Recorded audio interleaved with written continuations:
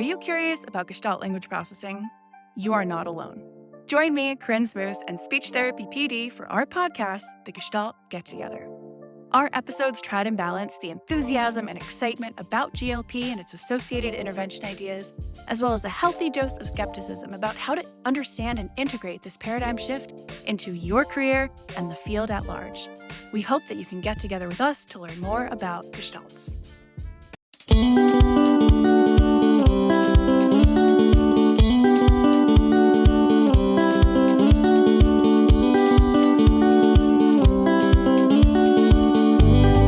Welcome to SLP Learning Series, a podcast series presented by SpeechTherapyPD.com. The SLP Learning Series explores various topics of speech-language pathology.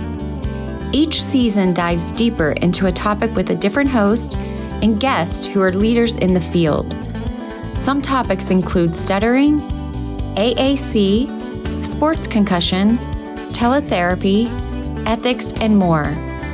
Each episode has an accompanying audio course on SpeechTherapyPD.com and is available for 0.1 ASHA CEUs. Now, come along with us as we look closer into the many topics of speech-language pathology.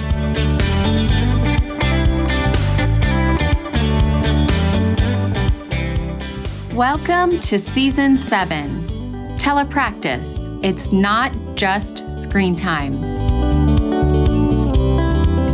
All right, welcome to the podcast mini-series Telepractice. It's not just screen time, presented by SpeechTherapyPD.com. Thanks for joining us for the second episode of our 6-part mini-series, exploring a multidisciplinary team approach via telepractice. This audio course is offered for 0.1 ASHA CEUs. I'm your host, Karin Koukeyan. I've been a speech-language pathologist for over 2 decades and working in telepractice for the past 12 years.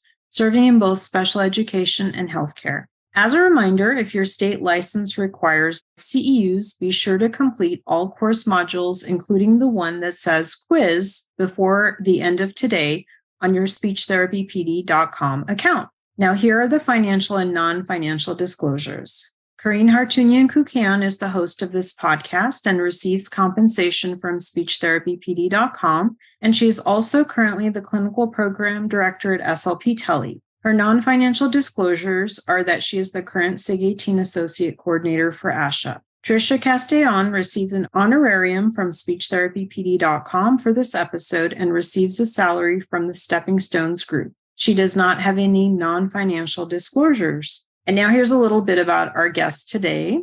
Tricia is an occupational therapist with 20 years of experience, primarily in pediatrics. Tricia began her telepractice journey in 2015 as a skeptical but optimistic clinician. After learning the skills required to be a telepractitioner, she found her niche. She now works for the Stepping Stones group and is on the telepractice team supporting clinical managers and districts across the country. She presented at the American Occupational Therapy Association's National Conference in 2020 on telepractice. She's also presented at conferences for state occupational therapy organizations and university occupational therapy programs throughout the United States. Welcome, Tricia. All right. And now I did want to start with just outlining today's learner outcomes. By the end of the course, participants will be able to name a few benefits and limitations of a multidisciplinary approach in telepractice, identify 3 key components of a multidisciplinary session, and name 2 resources you can utilize in your treatment sessions. Awesome. So I'd love to hear, Trish, if you can tell us about your journey as an OT and how did you become an OT and how did you come to telepractice? Awesome. Well, so excited to be here. Thanks for having me and getting to chat with you a little bit today. I've always been around therapists. My younger sister was born with part of her brain didn't grow. So she was blind, quadriplegic, cerebral palsy, cystic fibrosis, kind of one of those, you name it, she had it kind of thing. So I always went to OT, PT, everything that she got with her. She ended up in a private school in Massachusetts as well. So it's just sort of part of my life. So I knew very early on that I wanted to go to school and become an OT, which I feel very fortunate about. I went right into it after high school. Then fast forward some time, I started out in the schools. That's primarily where I worked and done my practice. we ended up living in Montreal for a few years and we're moving back to the States. And so, I was like, OT jobs, we can get those anywhere. I'll be fine. But we ended up moving up into the mountains up by Lake Tahoe in Truckee, California. And there were no in-person jobs. It was a small mountain town. And the closest job was me driving down 7,000 feet down into Reno in the snow. If anyone's watching the news lately, they've been getting tons of snow. I did not want to do that. So I began to look at different options. And a former colleague that I had a lot of respect for was doing telepractice as an OT. And I told her, I said, I don't know. I don't know about this. I don't think I want to do it. I don't think we can do it as OTs. And she said, give it a shot. And so I figured, hey, I have no other choice at this moment. And so I joined a few different companies at that point, because back then everyone was 1099 independent contractors for telepractice, and sort of began my journey. As you mentioned earlier, I really hated it at first. And it took some time to take my skills as an on-site therapist and really translate them into telepractice. And now I've been doing it for just over 8 years. So that's my journey thus far. And I'm so excited to talk about your perspective. We have sister professions. You're an occupational therapist, and we have an audience of speech language pathologists and SLPAs potentially.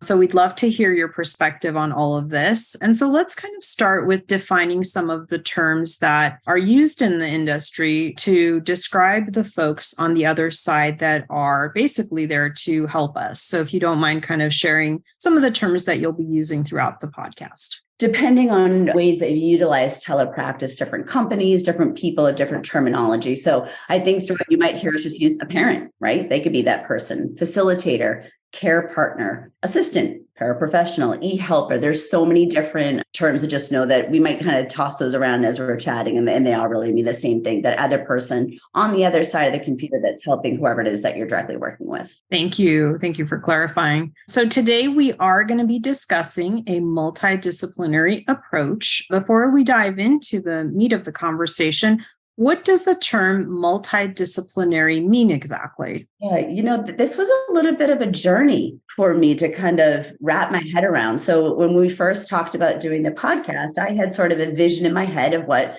multidisciplinary meant.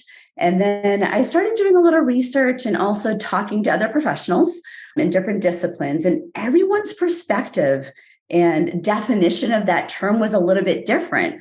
So I figured, hey, I'm going on a speech podcast here. I need to look and see what ASHA says.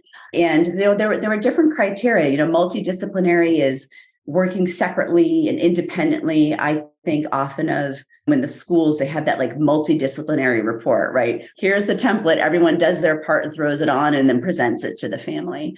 And then we have interdisciplinary teams too. And they're, discussing and sharing perspectives to set goals and identify interventions and different priorities together as a team. And then there's transdisciplinary, and that really is blended professionals. And sometimes it seems like the boundaries of what people are doing a little bit different in transdisciplinary.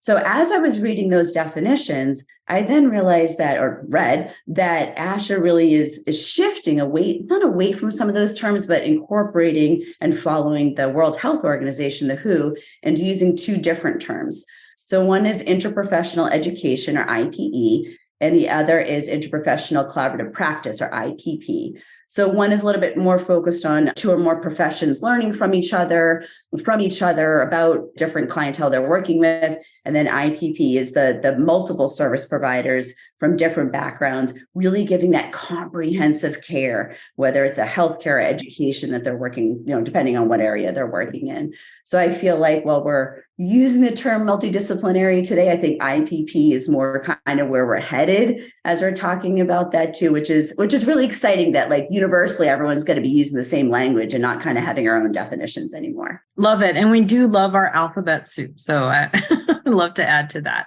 All right. So let's go ahead and start with some examples, personal examples of when you have used this approach in telepractice in your own career. I really feel like to be successful in telepractice, you almost always have to use this approach. It really gives you such a great perspective of being able to see that client, that student, that patient, whoever you're working with, and getting a much well-rounded picture of what they're doing. So by talking to other disciplines, being able to do that. So I've done it a few different ways. Several times I want to, highlight working with SLPs, that I've done like co-training with SLPs. And we were working at the same time with students. We did make sure that we had it in the IEP so that we were covered in all those aspects as well, that, everybody knew their co-training was appropriate for the goals and everything we're working on. So one instance was the SLP was actually on site and I was via tele, and we were co-training with preschool students. So this is really fantastic for, I think, obvious reasons that we can provide so much support together when we're even in person being able to do this. But she was a fantastic facilitator eventually, once we kind of get through it, but we were able to learn a lot from each other to help support the kids. I will say that it took some time. We had some bumps to kind of get in our groove. I was kind of new to telepractice. She was a little skeptical about telepractice too. And here we were trying to work with these students, some of them, nonverbal students with autism. We really had to make that time to figure out how this was going to work. When we first started, she kind of had the expectation that it was my session because I was logging on to the computer. And so we had to have that conversation about, no, this is our session. We're working together. What is the goal of the session that we're going to be working on for this particular student? What are some activities that we can do that bridge not only from the OT perspective, from the speech perspective as well? If behaviors did arise, as they do with preschoolers, she did take a little bit more of the physical lead in being able to help manage those with like timers or schedules or anything that need to be done in the environment.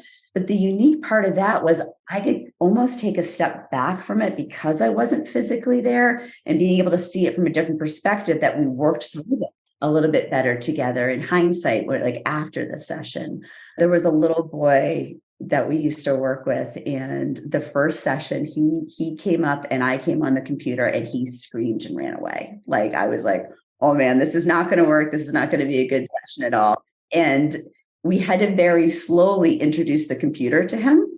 And, she would be working with him, and then I would come on, and then we'd have to like move the computer closer. And long story short, at the IEP, which was towards the end of the year, the parents came on and said, we just have to thank you. And I was like, okay. They're like, he used to be afraid of FaceTiming his grandparents, and he used to see them on the screen and run away. But after doing teletherapy, he got really used to being on the screen. He was able to communicate better with his grandparents. So it was kind of like, obviously not an IEP goal, but it really worked out that situation. That's amazing. I love that. I love those stories where you have generalization and you didn't even intend to.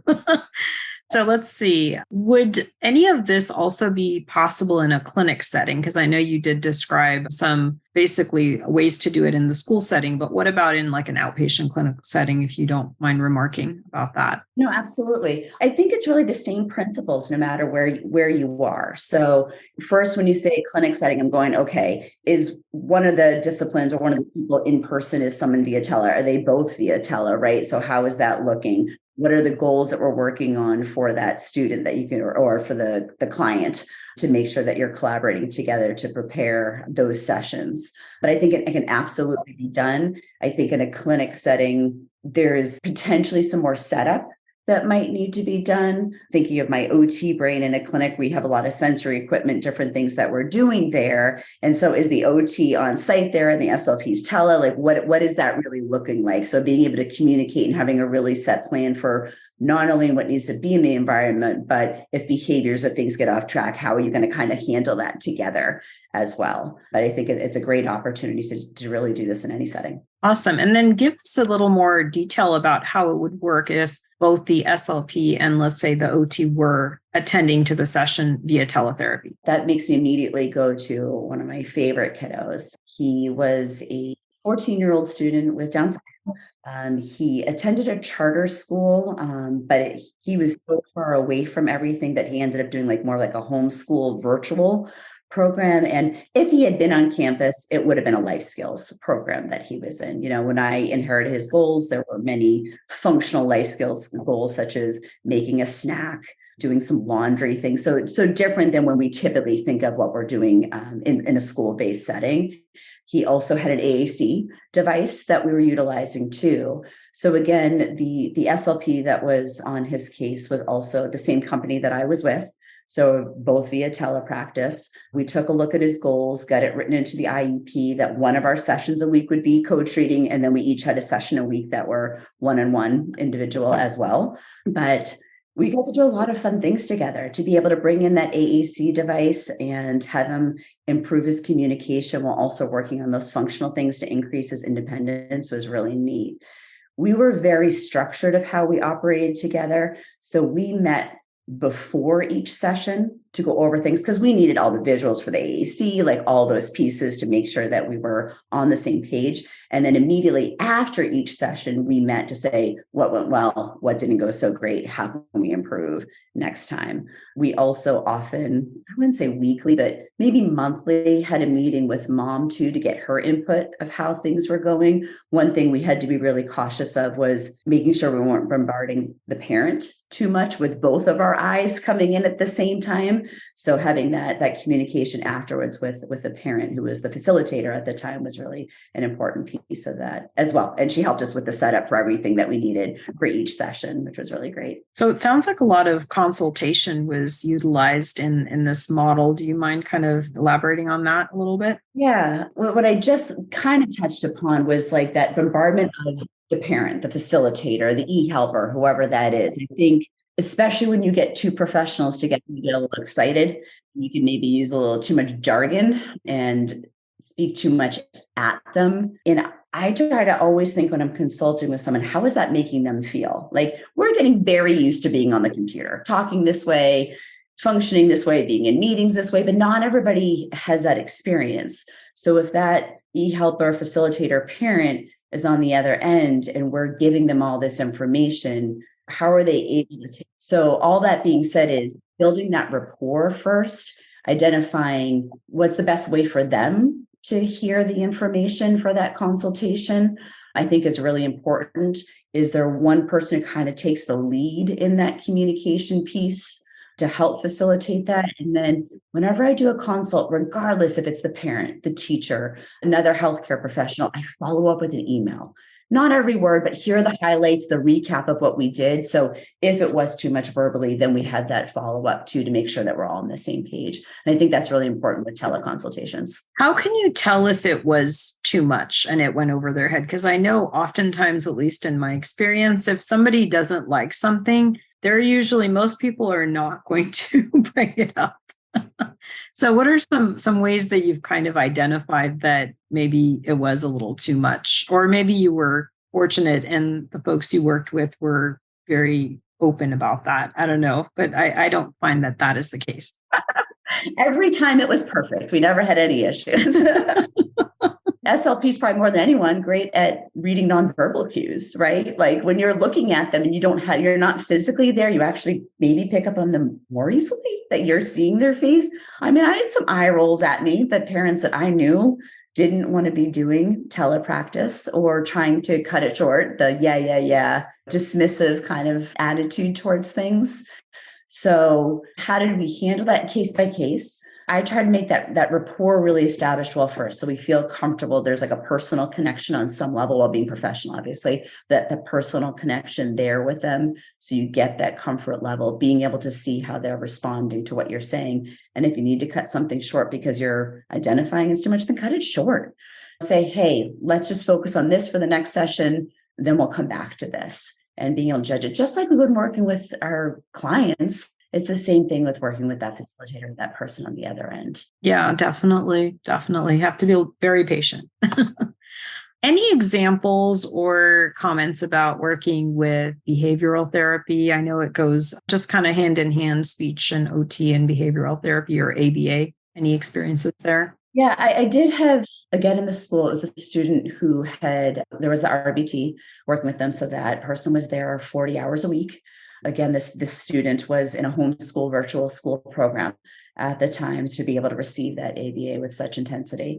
That initially was really tricky because the turnover with the RBT as well. So I felt like we kind of would, again, build that rapport, kind of get in a good point, and then we'd have to take a few steps back. Once we got that consistent person in there, again, building that rapport, and how we did that is I let them take the lead a little bit of like, what are you working on? How can I help you? So they really felt like I was being a support and not being the OT coming in, like judging, because they felt a little bit uncomfortable with how it was initially working. But once we identified, hey, here are the goals that I think that my OT eyes could help you with. How are you working on them? And then how we could kind of blend those together, including the parent in those as well.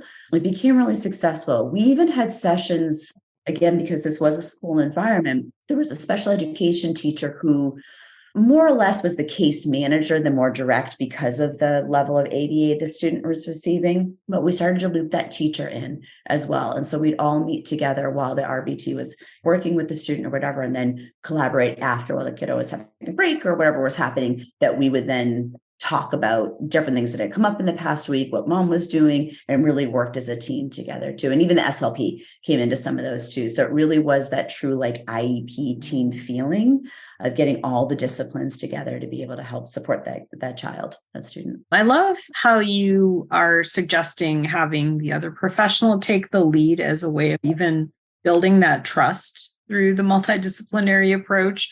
Have you had situations where, because I know speech therapists, probably I'm speaking from my own lens here, we have times when working with the behavioral therapist, there's different approaches, right, to accomplishing the same goal.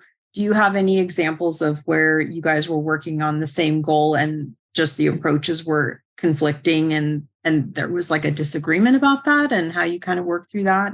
The biggest thing, and thinking in particular with an ABA background, is the strict ABA discrete trial session versus here I come in with sensory processing, looking at all those sort of pieces, right? And that was tricky. I had to respect what they were doing, and they had a certain program that was being followed and written into an IEP. But there was also things that I was seeing as well. So what we did in that case is I met with the BCBA, right? This was not the RBT's, like she's following her rules and what she's supposed to be doing. So brought in the BCBA and we had a conversation about it. She was fantastic and really was able to see the OT lens as well and see the child through those sensory processing, self-regulation needs. And so we built in some of those things during the break times that the student had. And there was even some like fidgets, different things that the child needed while attending and being able to do things. But it was really a blended model of respecting what they were trying to do while making small adjustments and being able to explain where my lens was coming from.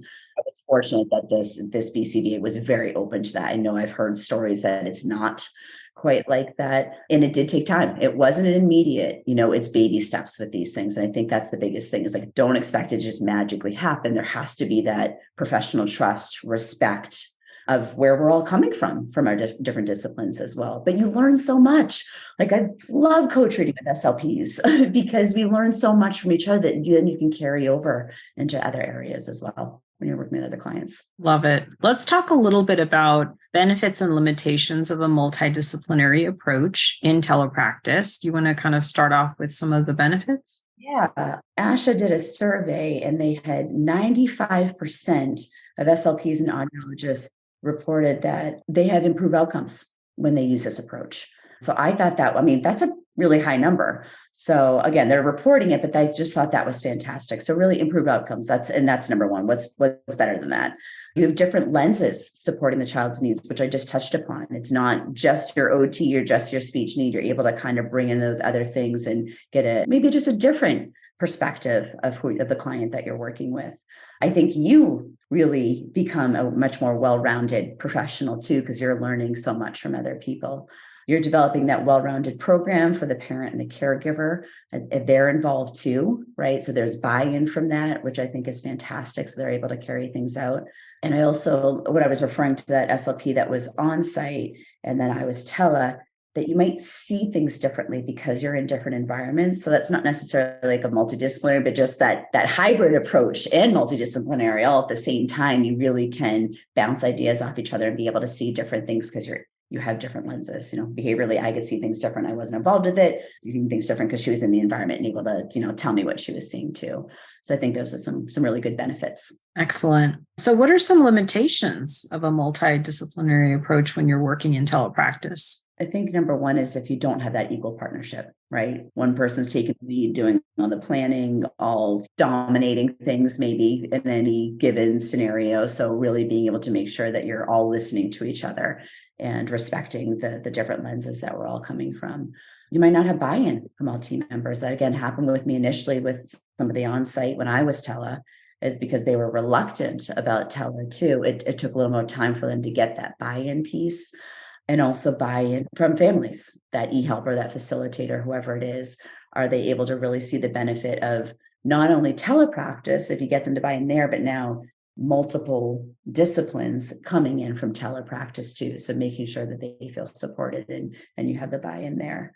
Lack of communication. If you're not physically, can't just go knock on somebody's door and say, hey, can we talk about this or can we plan this? How are you going to be able to make sure that you communicate with everybody having different styles and different schedules? Maybe you're in different time zones on top of it all too. When using this approach in telepractice, you need more time for preparation. So that there is that extra added component to be able to do it. And if you don't have that becomes really challenging. We talked about, the people getting bombarded if you're giving consultation, but also just them not understanding our different roles. Like, are you the OT, their SLP? I mean, maybe that's a good thing that you're so collaborative that they don't even know, but we do want to know who do they need to go to for specific questions and roles for things too. Making sure on the same page when giving recommendations as well is really important. I have to say this because it is telepractice, just making sure HIPAA and FERPA is always, depending on what setting you're in, that is always covered, and that payer source as well for those things. So that's another important, huge pieces and potential limitations on telepractice. I'm curious, and I think we'll probably talk about this a little bit later, but I am curious, if you don't have prep time and you're not having great communication, what can you do? I mean, that's good. Hard one, right? Who has too much prep time, right? Like that doesn't happen. That's so individualized on people. I mean, I know people who are like, well, I'll just do it before or after or on my lunch break. I'd never tell somebody to do that and take away those things. But, do you need to go to your manager or whoever it is and say, I don't have the time to do this and do this effectively? And can there be some maneuvering of your schedule to be able to do those things? I also think using like Google Docs and Teams or, SharePoint, those things are great as well. So, hey, I'm going to put my information in. You're on, I'm on the East Coast, you're on the West Coast. You can do it later. And then you can kind of double check for things. So you can kind of fit it into when it's available for you and figure out a way to be able to communicate together. Yeah, definitely. You have to think outside the box. So you've given us some examples of using a multidisciplinary approach. What are 3 key components of a multidisciplinary approach to telepractice? Everything we've been talking about. One, communication, right? Interprofessional communication between team members, patients, clients, families, communities, other healthcare professionals, depending on your setting. It can really be a variety of people. So making sure that communication is strong. Roles and responsibilities. And when I think roles and responsibilities, it's not only just what are you doing, but making sure that you're holding true to your values and your professional ethics as well. And although we want to blend the lines, that we don't cross them. I don't know if that's clear enough, but yes, we want to incorporate things, but know that no, this is not my area. This is a speech area. I'm an OT or vice versa, whatever that may be. And then team and teamwork. Have to have buy-in of all team members to make sure that you could have conflict outside and have disagreements on how something might be approached, but figure that out for a path to move forward. So it's in the best interest of whoever your client or patient is on the other end. And I'm wondering, how can you kind of stop yourself or check yourself so that you don't cross that boundary of scope of practice while you're kind of incorporating these elements from each other's scope of practice? That's a good question. How would I do that? Part of it is maybe we have to call out or remind each other, right? So hopefully your teamwork and your collaboration is strong enough that if you were doing something that's like, hey, Karin, this is kind of an OT area. I know we said this, but I would want the team to be that strong to be able to help facilitate that communication, having that self-awareness that when you're going into this to be aware, to know that there are lines, I think is an important piece of it. Absolutely. Just remind yourself of that going in. I think you'll have that awareness there and then working as a team to navigate it. And I also think if it's not something that you would probably be comfortable having, let's say a parent training piece or family parent piece, right? Those are things that you would be okay if a colleague shares, right? Because you're sharing it and you're wanting the family members to continue to teach and facilitate. So yeah, that's great questions. So let's talk a little bit about the historical aspect of multidisciplinary approach. I'm kind of a history geek myself. So what are some of the earliest examples of a multidisciplinary approach in telepractice? I knew of some, but then I was like, I want to when did this really first start? It came up in a school meeting that I was in recently too. And so I did a little bit of research, and there's an article in the Smithsonian magazine going back to 1925. When you that's 100 years ago. This guy, Hugo Gernsback, that he this predicted telemedicine. And if you look it up, he's got this crazy contraption, almost like a bureau with a mirror on it. And he's got some the old rabbit ears, antennas that used to be on TVs, this whole contraption. You can see he's the doctor and there's a patient in the mirror. So he had this vision of telemedicine and what it was going to be back in 1925. So I just thought that was really cool. But some of the earliest telemedicine, that is kind of where we first started before we get over to therapy, was NASA. 1960s, what were they doing? They were monitoring astronauts in space from Earth, right? That's pretty cool. 1964, there was the National Institute for Mental Health in Nebraska. They used closed circuit TV links between itself and the state hospital. It was 100 miles away, whatever it was, for education and consultations between people. In 1967, Boston and Mass General hospitals, one of the big hospitals there, they were having doctors go in via tele for patients who were at the airport who needed medical care that couldn't get to the hospital. And it was a way to kind of bridge that gap. After that, one of the coolest stories is again in Boston at Mass General. It was their burn center. And they're still doing this to my knowledge. And they worked, so you had Mass General, the burn center, and Spalding Rehab, which is where also a lot of from the Boston Marathon bombing, a lot of the patients went to Spalding. So when the burn victims ended up going for rehab, that's a lot of risk. Burn patients having to then get even in an ambulance and go back to the hospital, see the doctors coming into the rehab and bringing who knows what into the burn unit. There's a lot of risk there. So they started doing everything via tele to be able to bring that in. And so they said that there was just such great collaboration between the doctors via tele and the therapists being there that it's still successful, that they're still able to do that the patients really felt like the doctors were right there giving them that live input, and they felt like the care was really phenomenal. So that's the earliest one that was really all the disciplines were in there, whatever therapy that the patient needed that was in that burn unit, and then bringing the doctor in too. I just think that's what a great way to do that. It's awesome. Amazing. What are some examples of a multidisciplinary approach for adults in either the clinic or medical-based models, basically? Do you have any comments on that? As we've talked about, most of my experience is in pediatrics. So I know you have some in adults too, so definitely chime in here. I've done some in home health and some in SNF too, especially in career schools. You got to work in the SNF on weekends and summer breaks. When I think of other therapies in multidisciplinary, I think of OT, PT, speech, right? The main ones. But the reality of adults in clinics, home health, SNFs is that it's not just therapies. It's the greater medical professionals that we really need to make sure that we're collaborating with when we're working with anybody of any age. So I think that's a really important thing to consider when you're doing this.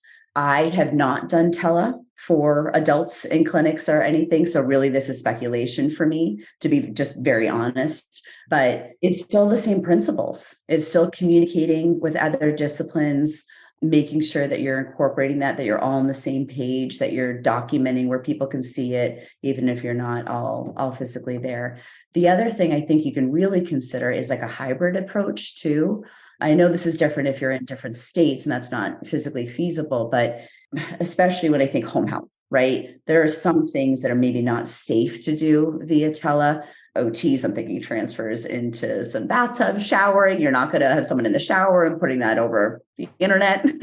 Speech, I'd go to some swallowing things and, I'll let you handle that one. But is there some type of model? Are you close enough that you could maybe go in person for one session and the other is a teller? Is that blended model to be able to help kind of bridge that gap for telepractice in that adult home health setting as well? Yeah, definitely. And I do agree that we should, in a medical model, particularly, it applies for adults and children, but I would think for adults especially, we do need to include the doctors and the medical team. And there might be like a little bit of a hesitation to contact the doctor's office. Sometimes there's just logistics of getting a hold of the doctor, just personally contacting your own doctor sometimes can be difficult. But I do think it's important having that contact and also for the doctor to remain up to speed about the progress of what's going on, perhaps depending on the insurance or medical group, okaying the orders that come through. Very important. So we should definitely consider referrals to specialists and continuing to stay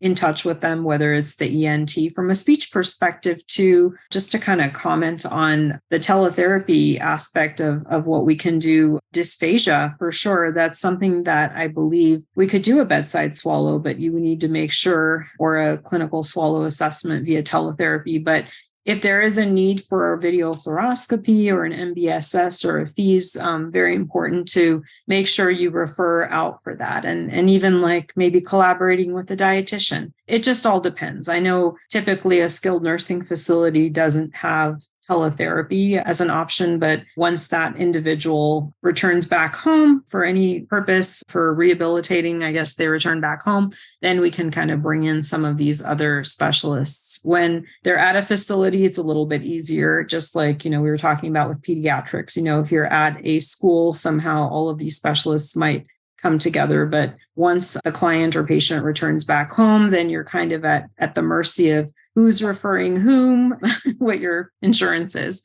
But it's good to keep an open mind. You were talking about care partners and the hybrid approach and just keeping an open mind with all of this to see how you can make it work for your benefit. It's like thinking outside the box and being flexible, not getting stuck in like, this is the only way this could be done. But how do we get creative? And like in some of these cases, it's you either get creative or this person's not going to get any services at all, too. So what can you do to help get them what they need? Exactly. And I've learned that it doesn't really matter if you're in a rural or urban location. Sometimes access can be limited in urban locations, too. If that individual doesn't have access to transportation or they have trouble with their technology. So it's a lot more complex than just geographical location these days. So let's talk a little bit about diving a little bit more specifically into clients that might have behaviors during sessions. Would love to hear what you would recommend if a client has specific behaviors during a session and they're not focusing on their session for speech therapy. How can you help us as an OT to focus them? The first thing I really think of is, would this behavior be happening if I was on site, right? And so what does that mean? Is the video quality poor, right? Is there some sort of environmental trigger that's happening that might be frustrating the client? Is the audio poor? Is the video poor? Is that, setting them off? Taking into consideration their age and functional level, like, is that contributing? Did I make the activity that we're doing too high? Do I need to make sure I'm getting off the computer? I'll go back to my preschoolers. There were behaviors if I was only going to be doing an activity on the screen. Their attention for the screen is, minimal unless it was Thomas the Train or whoever their favorite thing was. Off the screen and having physical things there for them to interact with was really important. So make sure you're taking into consideration their age and their functional level and what that might do. What positive supports are you using? If, again, that support person is working with them, are there some behavior signals you can kind of indicate to them? even the client you're working with, if it's like, I'm thinking like a volume issue, or they're speaking out of turn, are there cues? Like if I pull in my ear, you're giving them that signal, so you're not having to interrupt them, or, touching your throat, whatever the signal is, to help them sort of regulate their own behaviors too. Again, depending on that the age and functional level of the person you're working with. I really think about behavioral momentum. Did I start off too hard? This was just too hard. And so they were frustrated and the behavior came out. Start simple and then grade it to a little bit more difficult, right? Just like we would in person. Reward system. What is that for that kiddo, adult, whatever? They all need breaks. They want to chat about, whatever they did this weekend, or, whatever that is. Little Thomas video again for the little ones, but making sure that reward system is built in. I do find that telepractice can be really intense because you're here versus being on site and kind of in a larger environment. So I think our break times and reward times might be, for some, need to be a little more frequent too. So to consider that when you're working. Schedules. There are some kids that we can have a visual schedule written up, even adults, right? Here's what we're doing today. We're going to do blah, blah, blah. So they kind of know how long it's going to be, what the preparation is. Can you have it on the screen? Do you need visual pictures? Do you need something off the screen, right? Do I send it ahead of time so they had that schedule and they know what to expect? Timers, many visual timers that you can use to be able to, use Zoom or whatever, is the facilitator working with them have a timer on their phone that you need to use. So there's more a physical one there too. iPhones or whatever everywhere now. And then also for behaviors, making sure that you're incorporating their interests to gain their attention to whatever you're doing, so that the environment doesn't take over from them. To go back a little bit to the environmental triggers, again, this is where that multidisciplinary approach will be really great for speech therapists too. I know that you guys know, like working with OTs and stuff, the basics to look at. They need something to fidget with. They need something to wiggle, whatever that is. But really taking a step back, even after the session, and what was going on? Was the room dark? Ask the person aside, is the room cold? Like do they just move before they sat down, or were they already sitting and now this is an extended period again? So really finding out what's going on in their environment that you might not be aware of because you just popped on a screen. So figuring out all those pieces, and then you can help support them. There are many times where I was planning on starting a session, maybe seated, and then I found out the person had been seated doing something else, just came from another class or whatever. And it's like, all right, flip the schedule around, let's get up and move, do these things, and then we'll come back and sit down. And that really does help with the behaviors as well. That's great to know. Any comments about how to structure the activity so it's clear and how they should participate? So are you thinking more so like if we're in like an SLP and an OT? Yeah, like how would you assign roles? So let me just kind of clarify, like assign roles so that it's clear who participates and how to make the activity more successful. Yeah, I mean, depending on the activity, I think some of that has to be done beforehand. Being able to figure out, okay, here's like the portion you're going to take. I think about my SLP that we were both via tele and working with the student with the AAC device too. Like when we first started out, we were talking over each other. It was confusing. We didn't know who was doing what, but we went with, it was her therapy room that we're using. So she had all of the visuals and everything.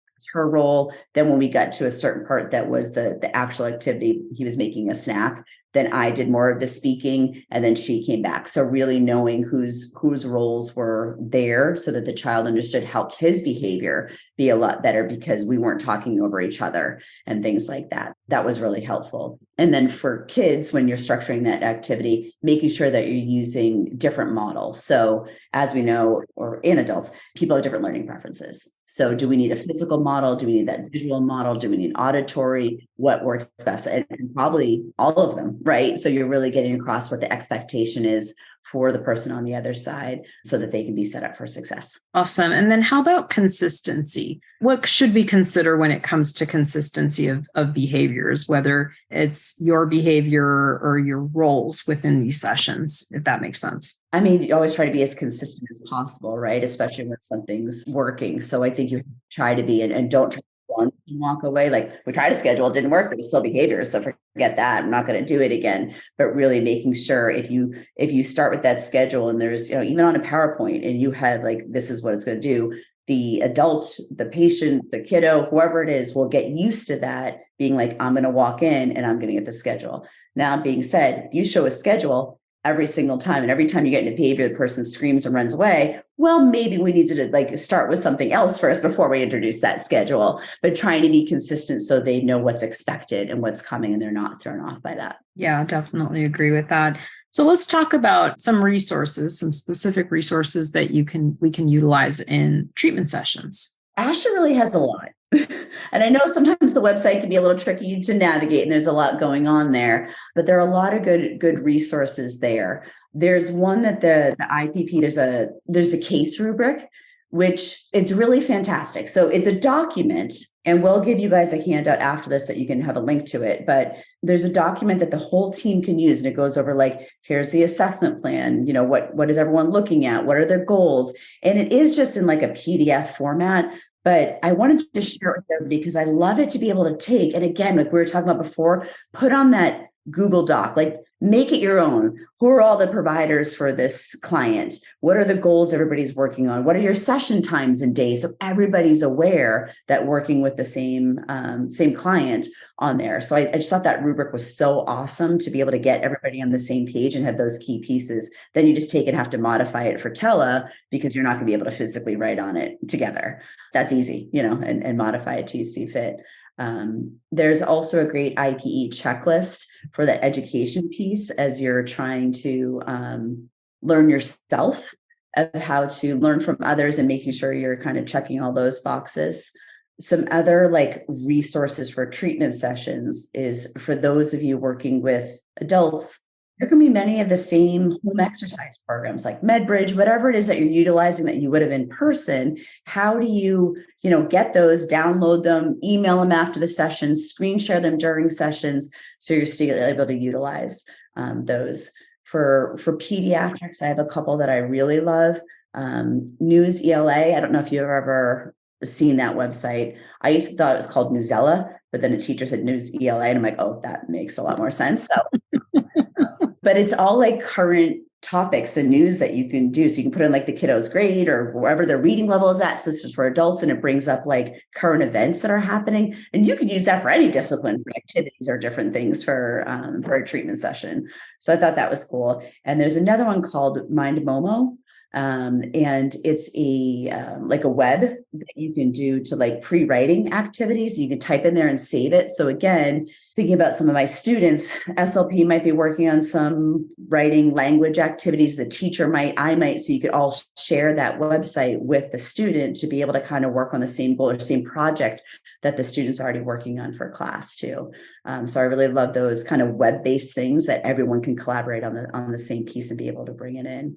And then also, as we talked about, Google and Microsoft, is there anything better than getting on like the same document? Like, hey, we're going to do this session. Let's get a PowerPoint together. You do these slides, I'll do that slides. We can screen share them, and here's our session all planned out. So I think those are all really great things that you can use during treatment sessions. Love it. And while we're at it, let's talk about some strategies an SLP can use in treatment with a client or patient who is not receiving services from another discipline. So as much as we want to, hope that we have access to all of these services, again, I think the big differentiator here is if you're in some building or facility that already has access to these disciplines, there's a higher chance that you'll be able to collaborate with your other disciplines. But in cases where the family is maybe working or getting the access of these services, they're basically connecting from home, and for whatever reason they would need to go through hoops to get these additional services, and maybe there's some barriers to why would they wouldn't get it right away. So let's talk about, in those cases, would we be able to, as SLPs, do some basic strategies to help the clients focus when there's no access to these professionals, at least immediately? Just curious. Yeah. When you're saying focus and stuff, it kind of goes back to that behavior piece. That's where my brain goes. So as we talked about before, those frequent breaks, right? Telepractice is intense. Like sometimes just breaking up the session a little bit more, like you wanted to get X done, but that didn't work out. Let's bring it down to here. And you might have a little more success. The use of that timer, I think, is huge for everybody. And again, adults, kids, whoever you're working with, that schedule. It's funny, I'm going for in-person PT for myself right now for my shoulder. And he, even when I start, goes over our schedule for the day and like what to expect. And I was like, oh, look at that. So really adults and kids can really benefit from that schedule. That during those breaks, that reward time or activity, to loop back again to thinking about, okay, I've been having them sit. Do I need to give them a sitting activity or do we need to get up and move? Would that be better to then bring their attention back to whatever the next task is? Letting them hold something. Right. There's nothing wrong with like you have something that you want to be able to fidget with or a preferred item that they want to be able to bring to the session that then just helps them be able to focus. Sometimes I even just have Play-Doh in my hand when I'm in a longer meeting. Like I'm an OT, I Play-Doh around. So that's good. Those environmental influences that we talked about, lights, sounds, the space that they're in. Is there a different room that maybe their attention might be better in as well? This is a little off topic, but I have to tell a story. So I was working with a student who has ADHD, and they logged on from the car. This was the first, and the parents had set up the computer right in the middle console, and two little siblings, so like he was maybe in first grade, two little younger siblings were on either side of him, and he couldn't focus at all. I mean, this is a pretty obvious space issue, but he couldn't focus at all. I heard the parents kind of arguing in the front because the microphone was picking up that, and it was like, there was no way we were getting anything done, so I canceled the session. But really be considerate of what is going on in that space. Are they able to focus on an environment? Is that going to be a good session? No, let's reschedule and do this again when it's going to be more a therapeutic benefit. And just reminding people, you don't have to sit at the computer just because it's teletherapy, right? Not everything needs to be on the screen. Bring items in, get them up, moving around. If it's okay, bring the laptop on the ground and get them moving on the ground. I just think that's really important to not feel like you're tied to the table and the screen. I find that that's like one of the number one myths that I can't seem to get people to get over. They assume that it has to be some kind of interaction over the screen. But let's talk a little bit about some ways to kind of bridge the gap and help clients that do need these services. What are some ways to initiate services from other disciplines if you feel like there's a need for that? Yeah, I mean, part of this is knowing your referral source, right? Not the referral source, the payer source, I meant to say. So what can you refer to as well? Again, school setting, what are the rules and everything there? Health insurance, what are you doing there? Cash pay, what is the client willing to pay for, right? So I have to keep all of those things in mind.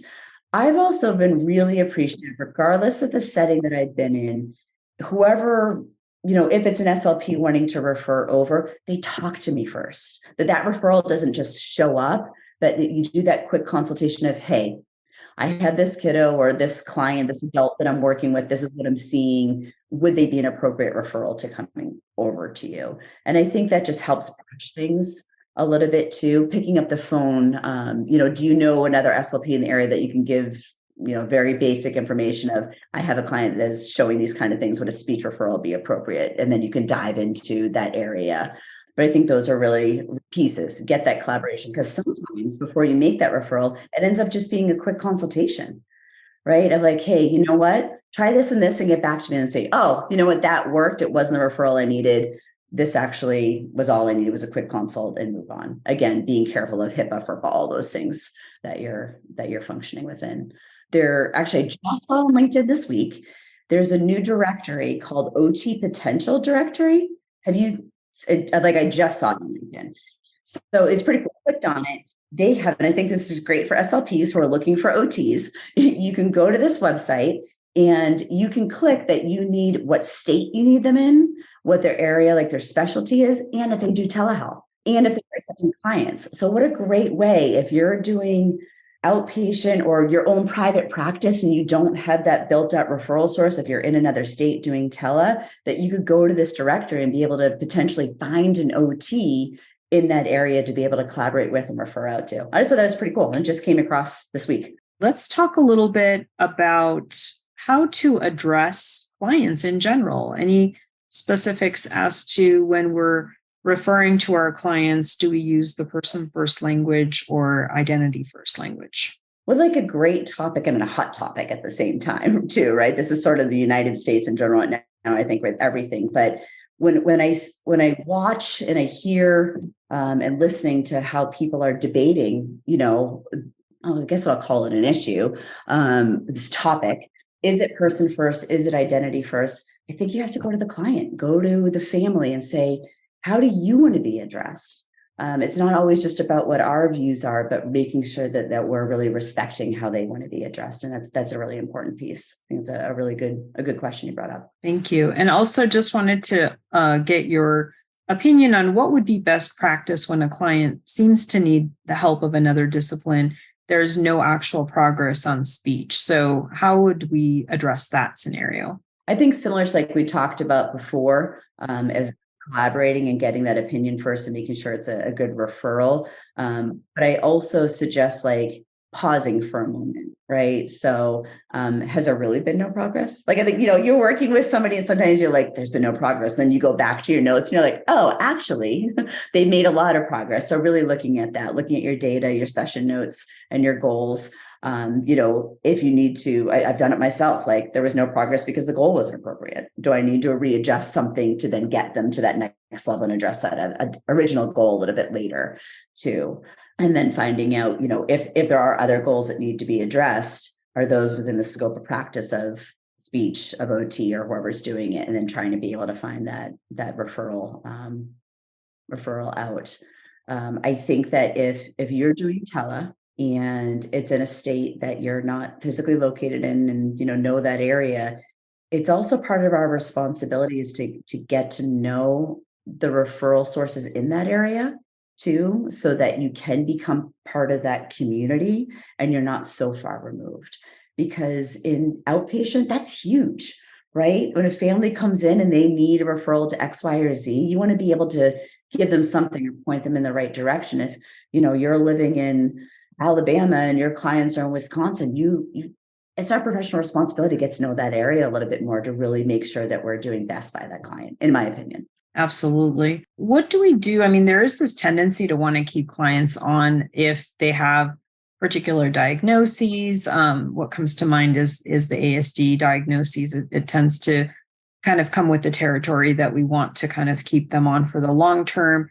But I think it's important to ask ourselves, again, it kind of depends on if you're in more of a medical setting versus educational setting. But even so, I think it's important to ask, is there progress being made? Is there any medical need for this service? Is it really going to make any significant improvement from this point forward? Do they really need our services or not? So I think those are important questions to ask ourselves. Let's kind of wind down with one last question here, and then we'll turn to the audience. You're really curious, how would you address challenges with another professional that you're supposed to be collaborating with? So I know we kind of touched on this a little bit, but for example, let's say a professional you're supposed to be collaborating with shows up to this session a bit unprepared and there's lack of communication. What are some things you might do to help in that situation? Yeah, I know we talked a little bit about this before, but it's the worst, right? I think we all hold ourselves to a high professional standard, and so we expect everybody else to. And so that's really hard to come into that situation where you're coming in, you're trying to repair and do this, and then the other person you don't feel like is pulling their weight. If it's a one-off thing, like sometimes I'm the benefit of the doubt. Like we're all allowed to have off days. Like nobody's perfect, so allow that maybe a one-time pass thing. If it becomes a pattern, I think that's when you do have to address it. And that might be handled differently depending on your relationship with that other professional. Are you in the same company, right? Is it a different company? Is it, in terms of an employer standpoint, you might have to navigate those things a little bit differently. Have you worked together before? Or is this a new working relationship? Have you guys, if there's like a co-treatment type environment, have they done that before? Do you just need to set up some time to kind of address it and navigate those roles of like, hey, what were you thinking? What did you like about this session? What did you not like about this session? And see if you can kind of come to an agreement with it. I've done things where like, again, after the session, we might meet and be like, hey, I thought this went really well. This didn't go so well. What do you think?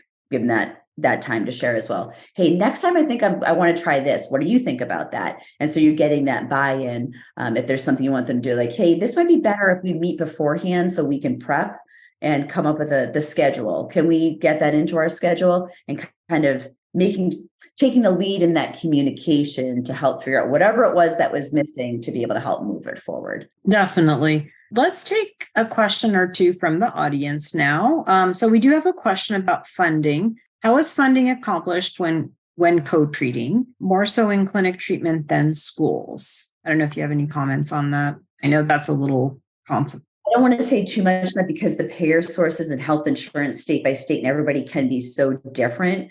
I would just make sure that you're checking with that payer source first before you do anything. That being said, let's say that the payer source, the insurance says, no, you can't co-treat.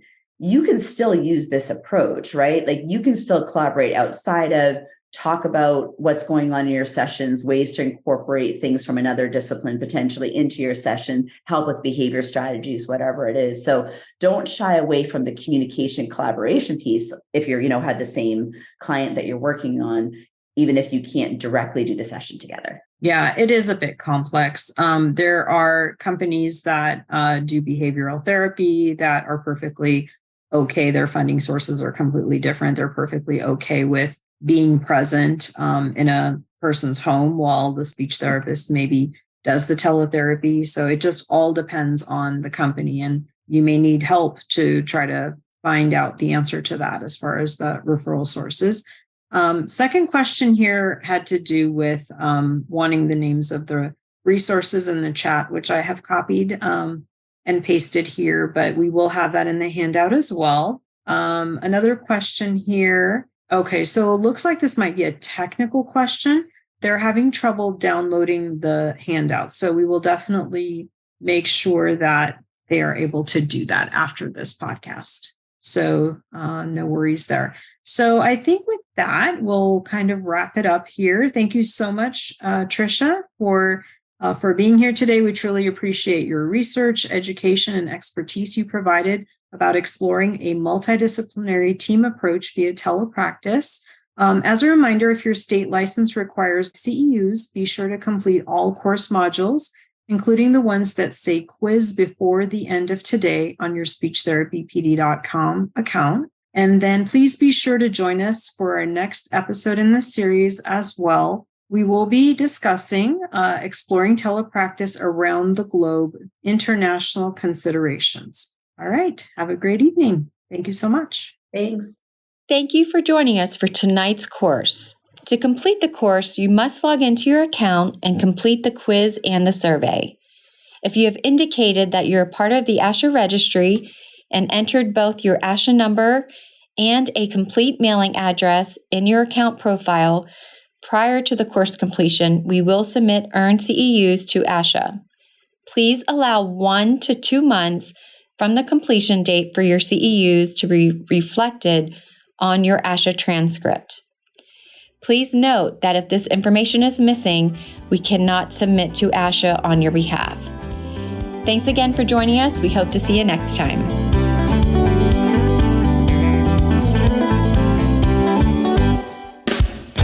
Thanks for joining us at SLP Learning Series. Remember to go to speechtherapypd.com to learn more about earning ASHA CEUs. We appreciate your positive reviews and support and would love for you to write a quick review and subscribe. If you like this and want to hear more, we are offering an audio course subscription special coupon code to listeners of this podcast. Type the word SLP Learn for $20 off. With hundreds of audio courses on demand and new courses released weekly, it's only $59 per year with the code. Visit speechtherapypd.com and start earning ASHA CEUs today.